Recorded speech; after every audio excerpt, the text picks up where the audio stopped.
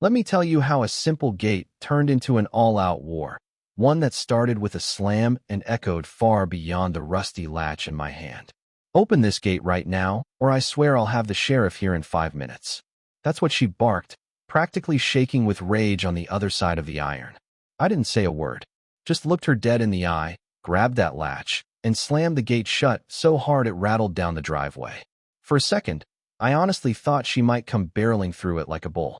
That was the moment I realized Carolyn Prescott, president of the Buckbrush Meadows HOA, didn't know who she was messing with. She thought I was some trespasser, a nobody, standing on land she controlled. But what she didn't know, what she couldn't have known, was that I was her new landlord. And her nightmare was just getting started. Let me back up a sec. Name's Jake Peterson, 38, Texas-born and bred, raised on cattle, barbecue, and the kind of honesty you feel in your bones. After my grandparents passed, I took over the ranch and figured I'd just live quiet, mind my business. Life was good, right up until my late Uncle Harold died and left me more land than I knew what to do with. Turns out, old Harold had quietly bought up half a dozen properties over in Buckbrush Meadows, all undershell companies, so nobody ever really knew who owned what. When it all fell to me, I barely believed the stack of deeds in my lap. But when I went to check things out, what I found was nothing like the ranch. I'm talking big houses, manicured lawns, folks walking their purebred doodles, and peeking out from behind curtains if you so much as coughed too loud. And presiding over it all was Carolyn, the kind of woman who'd issue a citation if your mailbox leaned 2 degrees left of straight. She ran that place like a general. Rules on everything from how high your grass could be to what color your Christmas lights were allowed to blink. Now, one of those properties I inherited had a fence line that ran right up to my ranch. Except the fence was gone, had been for years. And with no fence, HOA folks started acting like my pasture was a public park. I'm talking joggers at sunrise, yoga classes in my barn, kids using my hay bales as a jungle gym. I tried to be neighborly, put up some private property signs, sent polite letters. Nobody cared. They acted like I was the trespasser on my own land. So, I did what any self-respecting rancher would do. I put up a gate. Nothing fancy, just iron and honesty, right on my side of the line, deed to prove it. That's when the HOA emails started coming. Then came the knocks, the sideways glances at the feed store, and finally, Carolyn herself. She didn't knock. She marched. "You can't put that there," she said, standing all stiff in her pressed blouse, like a substitute teacher who's lost control of the class. "This is my land," I replied, calm as the sunrise. "Everything here falls under HOA regulations." She snapped back like it was gospel. "Not this patch. This is Peterson land." She glared, stormed off, and I figured that was that. She'd look up the deeds, see the truth, cool off. But that's not how Carolyn played. Instead, she doubled down. Suddenly, she was measuring my property with a tape, telling delivery drivers my address didn't exist, and spinning stories to the HOA board that I was some cowboy squatter. Then came the showdown at the gate, the one I started with. After she called the cops, I stood there, arms folded, not moving an inch. Sheriff pulled up, Carolyn ready with her list of grievances. But the sheriff? He just tipped his hat and said, "Jake Peterson, right?" Then he turned to Carolyn and dropped the bomb. "Ma'am, you're leasing your house from one of Jake's companies." The look on her face, like someone yanked the rug out from under her heels. Then, as if scripted, the HOA treasurer Barry pulled up and blurted, "Wait, this is the guy who owns the Prescott property, too, isn't it?" Suddenly, Carolyn's house, her little kingdom, belonged to the cowboy she'd tried to run off. I almost felt bad. Almost. But you know what I mean. She'd been riding folks here for years.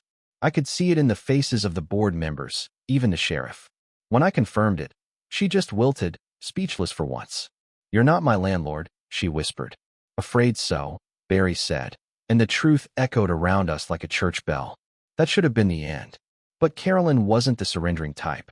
Next thing I know, I'm getting gold-trimmed letters citing violations, threats of fines, legal action because my ugly, iron gate doesn't fit the aesthetic standards. I laughed, honestly, until I realized she meant it. Then I got creative. A buddy of mine whipped up a sign for the gate. "Private property. Trespassers will be photographed and featured in the HOA newsletter." It was petty, but it worked. Neighbors started coming by just to shake my hand. "But Carolyn, She just doubled down again. Started a full-blown smear campaign. Anonymous complaints, late-night flagging of my property, even tried to sabotage my trash pickup. When she sent a lawyer after me, I didn't even have to sweat. The law firm was my cousin Rebecca's. When I called her, she said, "Jake, you'd better come in. There's something here you need to see." Turns out, Carolyn wasn't just a tyrant. She'd been run out of a previous HOA out west after funneling community funds into her own pocket. $60,000, settled out of court, changed her last name. Nobody in Buckbrush ever checked her past, but now I had the proof. Rebecca handed me the file and said, "She keeps pushing, we're going public." The next day, as if on cue, Carolyn shows up at my ranch with a moving truck. "We're removing all HOA landscaping," she snapped. I showed her the surveys, told her to think twice. She tried to play the victim, even called the sheriff, again. But this time, the sheriff checked the maps and said, "Carolyn, you're the one trespassing now." She left furious, but the neighborhood was already shifting. Folks saw the writing on the wall. That night, someone tried to cut down my gate, caught him red-handed. And who was it? Barry, the treasurer, shaking like a leaf. Turns out, Carolyn had dirt on the whole board, private files, blackmail, stuff she gathered through surveillance and emails. "She's got something on all of us," Barry confessed. I realized then, this was bigger than a gate. It was about power and fear. So, I hosted a barbecue, invited every board member but Carolyn. Over ribs and lemonade, I laid out the evidence. Her past, her threats, the surveillance files Barry helped me find. The board voted, right there on the spot, to remove her as president. When she tried to object, I handed her a court order blocking her from destroying evidence. For a second, she looked like she'd throw her tablet at me, but she just stormed out. But it didn't end there. The next morning, I got served a full civil lawsuit. Defamation, harassment, you name it. Rebecca just laughed. "It's a slap suit, Jake. She wants to drag you down, make it painful." So, we hit back with our own suit, countered every claim, presented all the evidence. Suddenly, I wasn't the villain. The whole town rallied behind me. Folks I'd never met brought pies, thanked me for standing up to her. Even local news wanted interviews. Then someone dropped an anonymous envelope at my gate. Hidden camera videos, recordings of Carolyn bragging about her power, deleting resident complaints, threatening to burn the whole neighborhood if she lost. We brought it all to court. When the judge saw the footage, he not only dismissed her lawsuit but threatened to sanction her for filing it in the first place. But before the dust even settled, the HOA clubhouse caught fire. Everything inside, including Carolyn's secret files, went up in smoke. Nobody believed it was an accident, least of all me. Carolyn vanished, skipped town, changed her name again, and before long, my buddy Travis, who works in private security, found her in Oklahoma trying to join another HOA board under an alias. That was the last straw.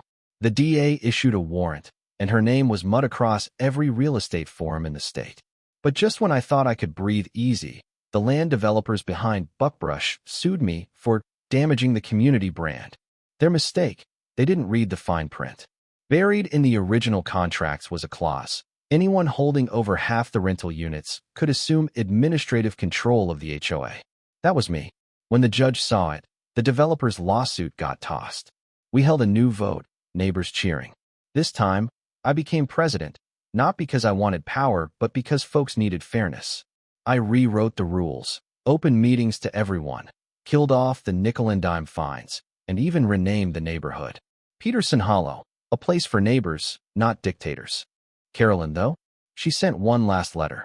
"You may have won this round, but communities crumble fast. Maybe, or maybe they finally get a shot at real freedom. Because if there's one thing I've learned, it's that people never forget how you made them feel." And as the sun set over Peterson Hollow, lights flickering on in every home, I knew I hadn't just won a fight. I'd helped give folks back their home. Now let me throw this to you. If you were in my boots, would you have fought back or kept your head down? Do you think HOAs do more harm than good? Or does it all depend on who's holding the reins? Drop your thoughts below, and if you've ever tangled with a neighborhood tyrant, I want to hear that story.